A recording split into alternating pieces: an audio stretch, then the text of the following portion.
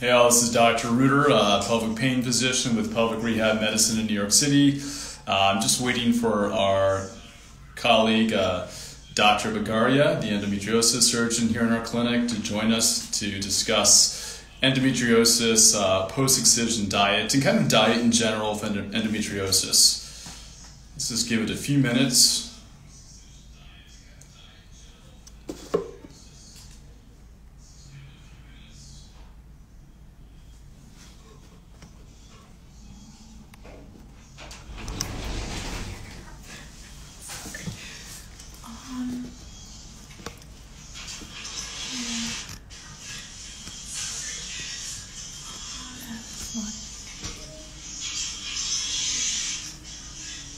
No, that wasn't it. Have your phone. Maybe a few more minutes before we get this synced up. Have your phone. Maybe a few more minutes before we get this. Have your phone. Maybe a few more minutes before we get this.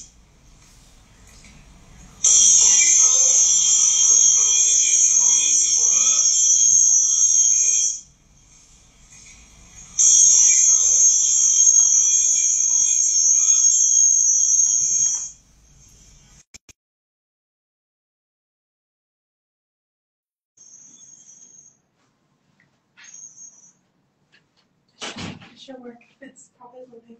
Okay. Hi everyone. All right. I will give us some time to connect. Christian. Dr. Bagaria, good morning. How are you?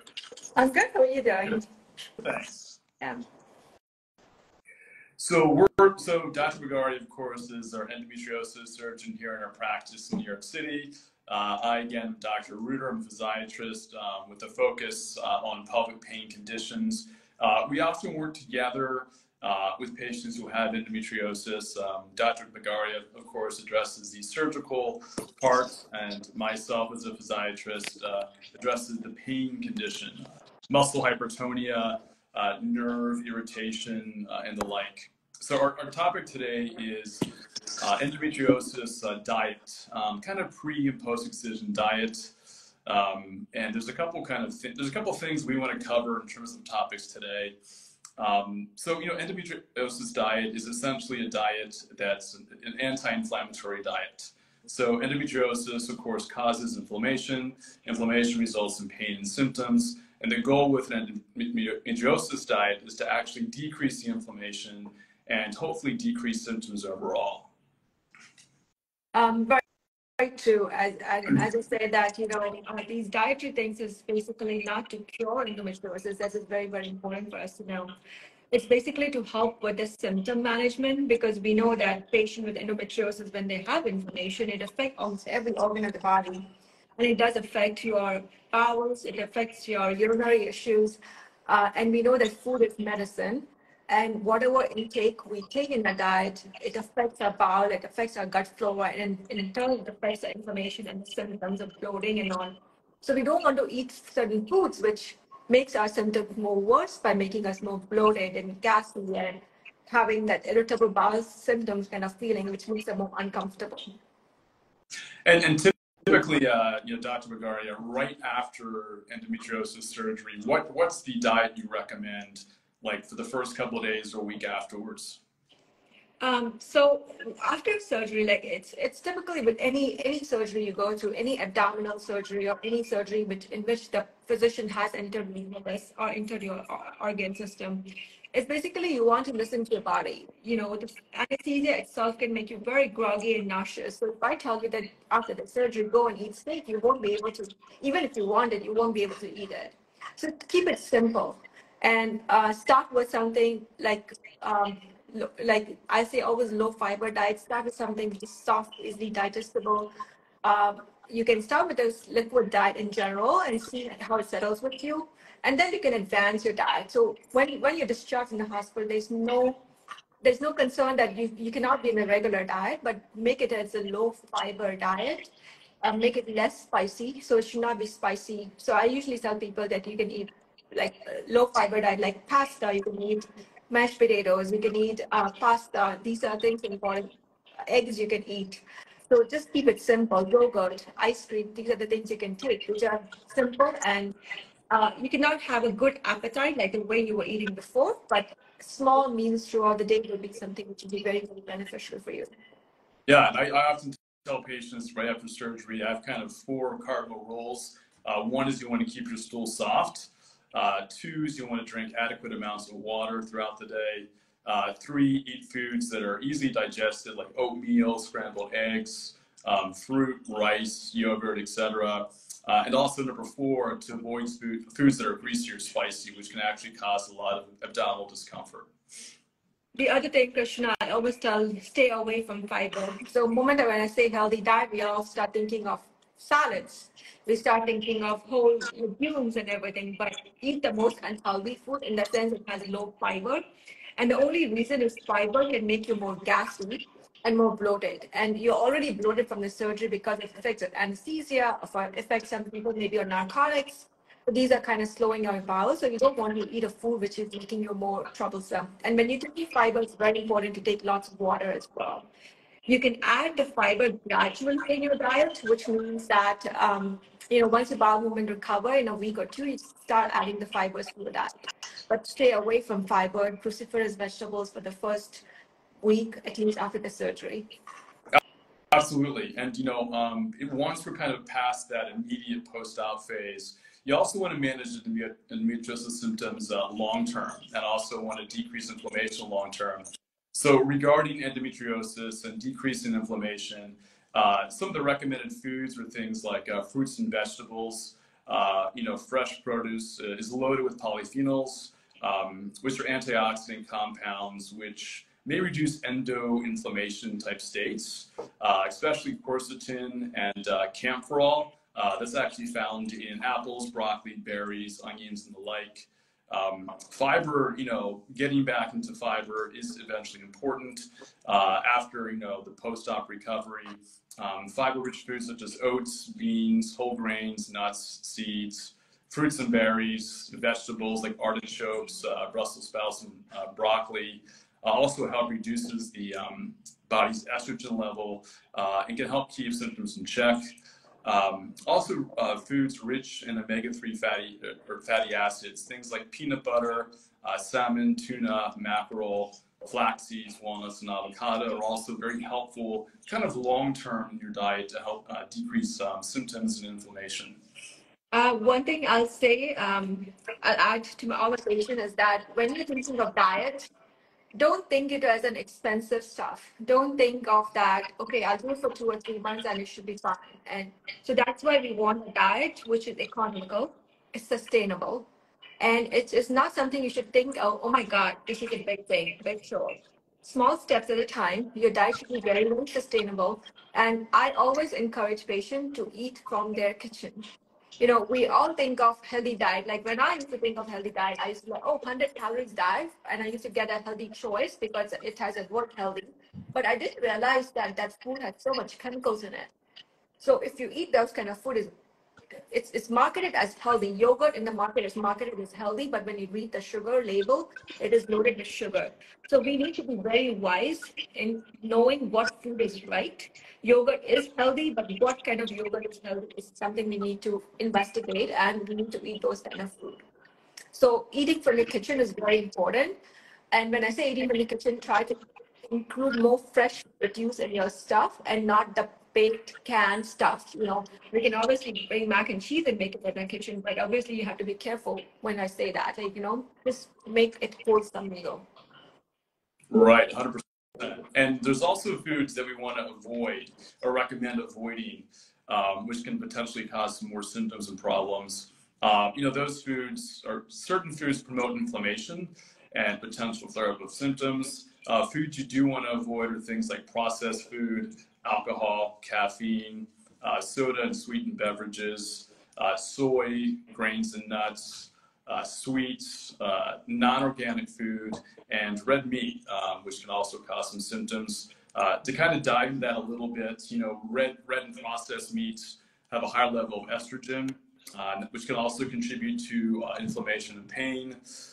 Packaged snacks are a common source of trans fats, which are tied to a high level of inflammation. And gluten. Gluten is the main storage protein in cereal grains. And it's suspected there's a link between endometriosis and gluten sensitivity. So it is thought that sensitivity to gluten products could actually trigger inflammation and symptoms. And for that matter, get yourself tested for gluten sensitivity. Like, not everybody is gluten sensitive. These are just the general guidelines, because gluten forms a major part of our diet too. So, but most, as Dr. Reutter has said, like most of the patients, they have gluten sensitivity, especially with endometriosis. But some may not. So if you're not sensitive, you don't need to avoid it. But if you are, you definitely need to avoid it. And on that matter, also caffeine and alcohol, we all know that we all love our morning cup of coffee, but if we can limit it, like, again, these are just in general guidelines, not saying that you should avoid it completely, but if you can limit it, and of course, if it's causing you inflammation, that, like, you listen to your body, and after consuming it, if you feel that you're getting inflamed, if you feel that you're getting bloated and have this nausea symptoms, then just eliminate them from your diet. Right. And patients often ask me, how much of this food should I eat per day, which is kind of tough if you have a busy day to actually get in a number of meals per day and the appropriate food types. I mean, the recommendation normally is plant-based foods, of course, because they're a key component of anti-inflammatory diet. The recommendation for me is 3 to 4 servings a day of leafy greens, if possible. Again, patients have busy schedules. Plants grown in organic conditions without residual pesticides are also, it's pretty important to have those types of greens in your diet. Cold pressed oils, at least 2 servings per day, such as extra virgin olive oil and vegetable oil, are actually pretty helpful. Also fish, salmon in particular, nuts and seeds. 1 to 2 servings per day is recommended. And with nuts, things like walnuts and natural peanut butter are actually recommended for me. And also fiber. Again, fiber is a great anti-inflammatory component. However, if you have gastrointestinal issues or other concomitant issues like celiac disease, etc., you may want to talk to a nutritionist or a GI physician first. And again, these are just the general guidelines. Right. It doesn't mean that we have to have these many servings, because not everybody has the same appetite, not everybody has the same taste. But trying to do baby steps at a time is important, and trying to make little changes in your life, because they go a long way. You may not be able to get to everything at the same time, but small changes goes a long way. Right, and there's also some literature out there. There's been some studies done that are evidence-based studies on different types of diets. One, of course, is the gluten-free diet. And some of the data has shown significant improvement in patients with endometriosis with gluten diets. However, with this type of diet, I would advise talking to nutritionists first. There's also the FODMAP diet. FODMAPs are short-chain carbohydrates types of foods that are poorly absorbed in the small intestine and tend to ferment in the colon. And that can actually produce gases and fatty acids, which can lead to abdominal pain. The FODMAP diet has shown to be pretty helpful in patients with GI related abdominal pain, bloating, constipation, and visceral hypersensitivity. And last, there's been a lot of literature about the Mediterranean diet.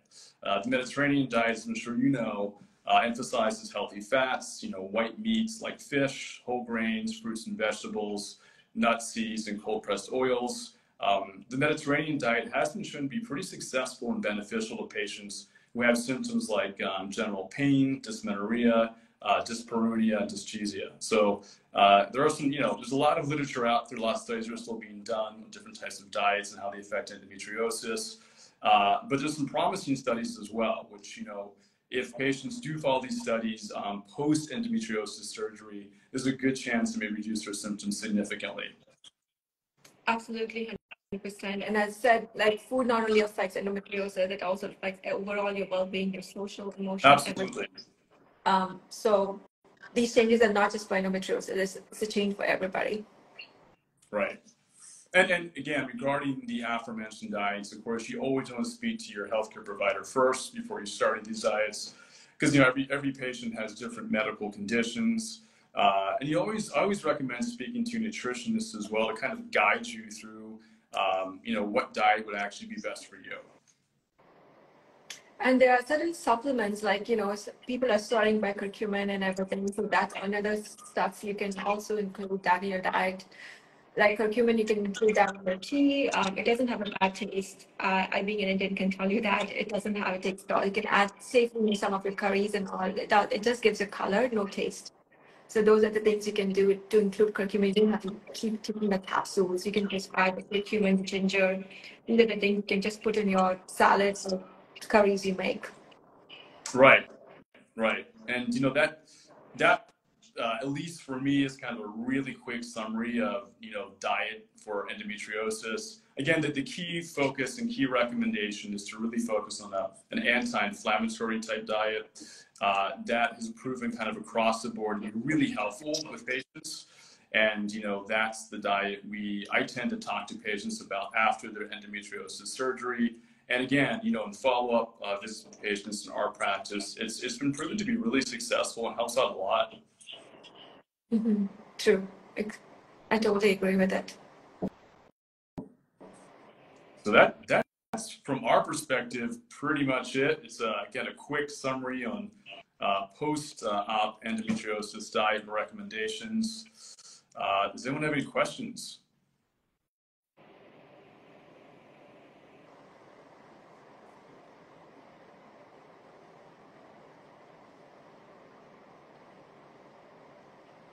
I don't think so. And Dr. Bagaria, would you want to add anything else? No, I think that you kind of sufficed it all. Can you eat protein like salmon first week post-op? Absolutely, you can. Again, listen to your body. If you have a craving for it, go for it.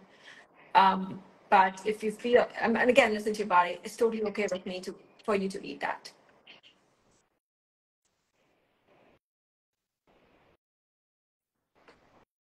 Any more questions?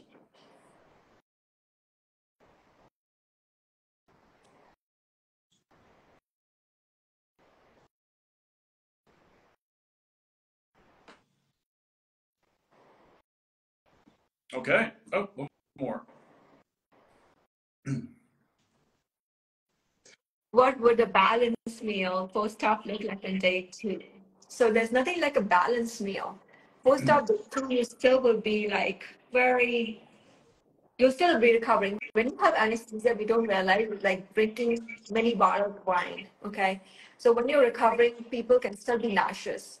I'll say just stick to a low BRAD diet, which means like you can have like something like rice, you can have yogurt, you can have mashed potatoes, you can have egg. There's nothing like a balanced meal. Like for the first 1 or 2 weeks, don't think about a balanced meal. Just listen to your body, eat small nibbles throughout the day. If you have an appetite, well and good. But I don't expect you to have a good appetite by the second day for you to have a good balanced meal. But just stay hydrated, even if you're taking Gatorade, because it's packed with minerals and it is packed with sugar, so that's something important for you. Um, Stay up on water, avoid carbonated drinks and all those things. So there's nothing like a balanced meal, but as long as you're able to eat something and you're able to keep it down, I'm okay with that. There's Right. no pressure that you have to eat this or that. And again, choose the most unhealthy food, which means like low fiber diet, which is pastas and things like that too. It's okay. And usually also immediately post-op, things like tell patients things like smoothies, protein shakes, broths, things that are easy to digest are also, pretty helpful just the first couple of days after surgery. And don't try to take a lot of calories either. I'll say don't take a very heavy meal, because then you will end up being bloated. Your bowels are not moving. So after surgery, what happens is your bowels are in a sleepy state. It takes time for them to recover and start functioning. So if you eat a heavy meal thinking you're having a good diet and taking calories, don't do that because it's just going to make you more uncomfortable. Any further questions?